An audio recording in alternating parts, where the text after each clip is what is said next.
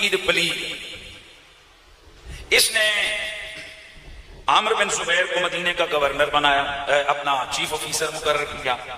چنانچہ امام علی مقام اور ان کے جتنے رفقاء اور محبت والے لوگ تھے ان کے حوالے سے انہوں نے مشن شروع کیا، اور اس نے عبداللہ بن زبیر جو کہ مکہ شریف پہلے ہی پہنچ چکے تھے اور حضرت امام علی مقام امام حسین، ان کو گرفتار کرنے کے لیے 2000 کا لشکر تیار کیا اور ان کے پیچھے بھیجا۔ عبداللہ بن زبیر بھی مکہ پہنچ گئے اور امام علی مقام بھی مکہ پہنچ گئے۔ چنانچہ اس نے مدینے کے مکہ شریف کے باہر قیام کیا اور حضرت عبداللہ بن زبیر کی طرف پیغام بھیجا کہ آپ باہر آ جائیں، ایسا نہ ہو کہ میں اندر آؤں اور یہاں مکہ شریف میں خون ریزی ہو، اور آپ آ کر یزید کی بیعت کریں۔ حضرت عبداللہ بن زبیر رضی اللہ تعالیٰ عنہ نے نوجوانوں کا دستہ بھیجا کہ جاؤ ذرا اس کو بتاؤ۔ انہوں نے باہر آ کر ان کے لشکر کو مار بگایا اور اس کو شکست دے دی۔ یوں حضرت عبداللہ بن زبیر، امام علی مقام، عبداللہ بن عباس، یہ سارے لوگ کہاں قیام فرما ہو گئے؟ بولیے، مکہ شریف۔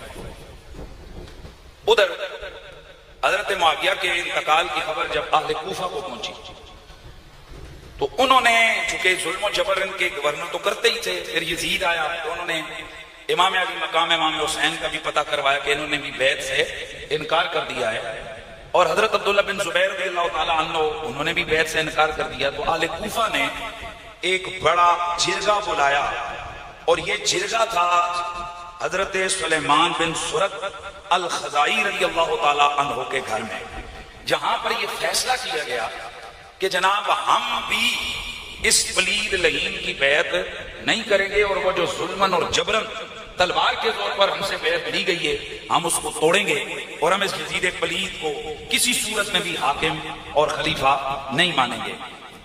بالخصوص تاکہ جب حضرت امام علی مقام جیسی مقتدر ایک عظیم المرتبت ہستی، نبی کے کندھوں پہ سواریاں کرنے والے اتنے عالی مرتبت شخصیت موجود ہیں، تو ان کے ہوتے ہوئے یہ امور کی نگرانی پر یزید جیسا فاسق اور فاجر اور لعنتی شخص کیسے ہو سکتا ہے؟ چنانچہ انہوں نے مل کر حضرت سلیمان بن سرد الخزائی کے مکان پر بیٹھ کر امام پاک کی طرف خط لکھے۔ توجہ ہے، یہ اہل کوفہ نے کیا کیا؟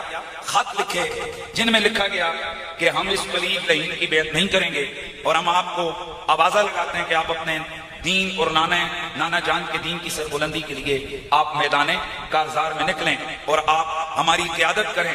ہم سارے کے سارے جو اہل کوفہ ہیں تو ہم کریں گے کیا؟ اِنَّا حَبَسْنَا أَنفُسَنَا عَلَىٰ بَيْعَتِكَ وَنَحْنُ نَمُوتُ دُونَكَ، ہم نے اپنے آپ کو آج سے آپ کی بیعت کر لی ہے، ہم نے آپ کی بیعت کا اعلان کرتے ہیں، اور ہم آپ کے آگے آپ کے لیے مر جائیں گے، ہماری موت آپ پر ہم فدا ہو جائیں گے۔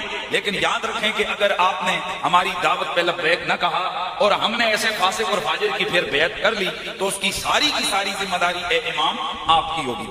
اب حضرات تھوڑا سا میں واقعہ انشاءاللہ اس کو پورا آگے پوری ڈیٹیل میں جا کر بیان کروں گا، لیکن ایک ظلم کی طرف میں آپ احباب کی توجہ دلانا چاہتا ہوں، اور جو میری یہ گفتگو ریکارڈنگ ہو رہی ہے تو خصوصی طور پر میرا یہ پیغام جائے گا۔ حضرات حضور کے بڑے بڑے مظلوم صحابی ہیں، لیکن ان مظلوم صحابہ میں سے ایک عظیم مظلوم صحابی ہے حضرت سلیمان بن سرد الخزائی رضی اللہ تعالی عنہ۔ یہ وہ سلیمان بن سرد الخزائی ہے کہ یہ جتنے بھی دیوبندی خطیب ہیں ان کی کتابوں کو آپ دیکھو، جو بھی ہیں جو واقع کربلا کو بیان کرتے ہیں تو اس میں کہتے ہیں وہ کوفیوں کا سردار سلیمان بن سرد وہ بے وفا، اور گالیاں اور لعنتیں بھیجتے ہیں کس پر؟ حضرت سلیمان بن سرد الخزائی رضی اللہ تعالی عنہ پر، حالانکہ یہ صحابی رسول ہیں۔ سبحان اللہ کی یہ بات ہے۔ یہ کون ہے؟ سلیمان بن سرد الخزائی رضی اللہ تعالیٰ عنہ، یہ میرے نبی کی خدمت میں گئے، ان کا نام یسار تھا، میرے نبی نے فرمایا تیرا نام یسار نہیں، تیرا نام سلیمان بن سرد ہے۔ کون؟ سلیمان بن سرد الخزائی رضی اللہ تعالیٰ عنہ۔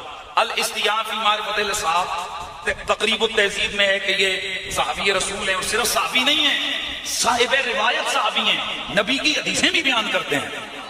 اکمال الکمال کے اندر ہے کہ یہ صاحب روایت صحابی ہیں۔ امام بخاری تاریخ کبیر کے اندر آپ لکھتے ہیں کہ یہ صاحب روایت سے آبی ہیں، سیاستہ میں سے آبی رسول سے حدیثیں نقل کی گئی ہیں، اور اس کے علاوہ الاعلام للزرقلی، الجرح والتعدیل، الکاشف للذہبی، تہذیب التہذیب، تہذیب لابن حجر اسقلانی، سیر اعلام النبلاء للذہبی، اسد الغابہ، یہ بڑی بڑی جو کتابیں ہیں، الاصابہ فی تمیز الصحابہ للاسقلانی، الثقات لابن الحبان، طبقات الکبریٰ لابن سعد، تہذیب الکمال للمزی، شذرات الصحاب لابن حماد الحنبلی.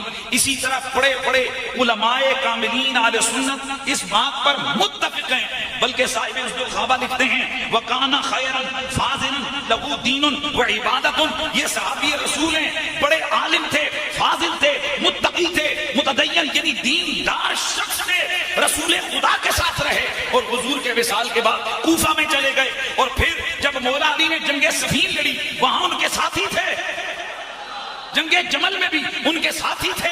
یہ صحابی رسول ہیں، یہ صاحب الروایت ہیں.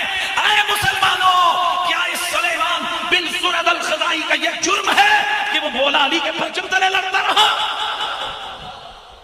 اس صحابی رسول کو واقعہ کربلا کی پاداش میں اس قدر گالیاں دی گئی ہیں.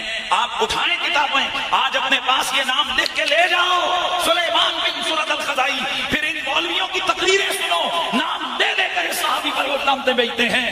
اللہ اکبر. میں اسی لیے اکثر کہا کرتا ہوں، ہم نوکر صحابہ کے، چاکر صحابہ کے یہ نعرے، یہ خدا کی قسم من پسند نعرے ہیں. ایک دو صحابہ کے لیے جو بندہ زمین اتھل پتھل کر دے، اور یہ محمد عربی کے جو پیارے یار ہیں ان کو اپنی زبانوں سے لتاڑنا شروع کر دے اور پھر کہے کہ ہم صحابہ کے نوکر ہیں. کیا نام بتایا؟ سلیمان بن سرد الخزاعی رضی اللہ تعالی عنہ. وہاں بیٹھے خطوط لکھے. یہ نہ کبھی ایک معاملہ ہے کہ اس وقت وہ جو لوگ کوفے کے چال باز، ان کی چال بازی میں یہ صحابی بھی آ گئے اور عین موقع پر امام علی مقام اور ان کے ساتھیوں کی مدد نہ کر سکے. آپ کو اتنا تو بتایا جاتا ہے کہ سلیمان بن سرد نے خط لکھوائے اور پھر وہاں کچھ نہیں، لیکن یہ کیوں نہیں بتایا جاتا کہ بعد ازاں آپ نے شرمندگی ہوئی اور آپ نے فرمایا اب ہم قتل حسین کا بدلہ لیں گے. اور التائبون یا التوابون کے نام سے تحریک شروع کی کس نے؟ حضرت سلیمان بن سرد الخزاعی رضی اللہ تعالیٰ عنہ نے. اور اسی تحریک کے ساتھ پھر کھڑا ہوا تھا کون؟ مختار ثقفی. اور پھر بعد ازاں ابن زیاد اور یزیدی لشکر کے بڑے بڑے وہ قاتل اور لعنتی، ان کا سر تن سے جدا کیا گیا.